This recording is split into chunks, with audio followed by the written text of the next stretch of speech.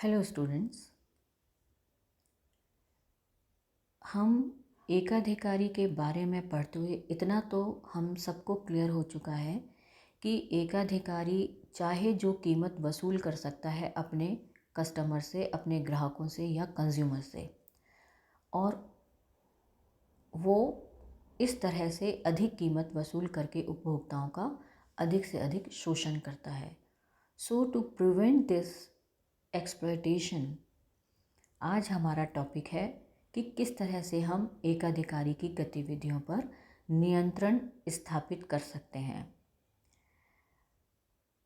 इसकी गतिविधियों को नियंत्रित करने के लिए, क्योंकि जितना ज़्यादा एकाधिकार होगा वो हमारे सोशल और इकोनॉमिक डेवलपमेंट के लिए सही नहीं माना जाता, क्योंकि इससे हमारी आर्थिक शक्ति का केंद्रीकरण केवल कुछ ही एंटरप्रेन्योर्स या कुछ ही एकाधिकारी या परिवार के हाथों में होता है। तो ऐसी स्थिति में कंज्यूमर के शोषण को रोकने के लिए सरकार कुछ पॉलिसीज़ बनाती है, कुछ नियम बनाती है, कुछ नीतियाँ बनाती है। और उसमें सबसे पहले बच्चों आपने पढ़ा होगा MRTP एक्ट, जो कि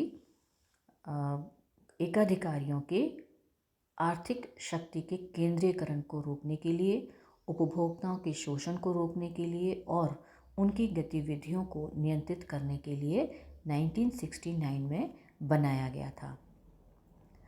सरकार प्राइस और आउटपुट की नीति के द्वारा भी एकाधिकारी की गतिविधियों पर नियंत्रण स्थापित करती है।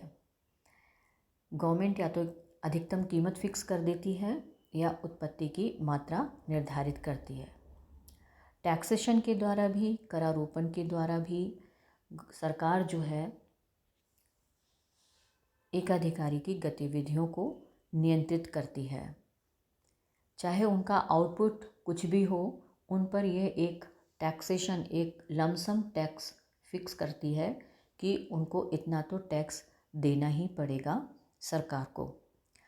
नेशनलाइजेशन जैसी बिग कंपनियां जो हैं उनके राष्ट्रीयकरण के द्वारा भी सरकार एकाधिकारी की गतिविधियों को नियंत्रित करती है,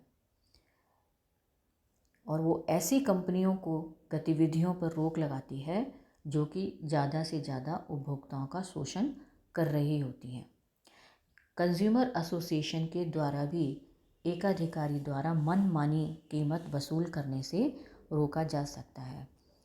इसी चीज़ को बच्चों, यही चीज़ हिंदी में लिखी गई है कि किस तरह से एकाधिकारी की गतिविधियों को सरकार एकाधिकारी विरोधी कानून और प्रतिबंधात्मक व्यापार प्रथाओं से वो नियंत्रण स्थापित करती है। तो ये मैंने अलग अलग पॉइंट्स लिखे हैं, बिल्कुल आसान पॉइंट्स हैं। इनको पढ़ कर के आप आसानी से एकाधिकारी को नियंत्रित करने की विधियाँ पढ़ सकते हैं, एनालाइज कर सकते हैं, और आप ज़्यादा से ज़्यादा जानकारी प्राप्त कर सकते हैं।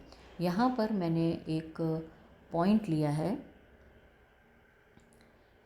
बहिष्कार का डर, कि लोग एकाधिकारी सेवा के उपयोग का बहिष्कार भी कर सकते हैं। यानी यहाँ पे जो कंज्यूमर एसोसिएशन एक महत्वपूर्ण रोल प्ले करती है, क्योंकि यदि वो यूनाइट हो जाते हैं कंज्यूमर, तो वो एकाधिकारी की वस्तुओं का बहिष्कार कर सकते हैं और इस तरह से उसके लाभों को कम कर सकते हैं। तो इस तरह से हम एकाधिकारी की गतिविधियों को नियंत्रित कर सकते हैं, और इन पॉइंट्स के विश्लेषण के द्वारा। Thank you very much.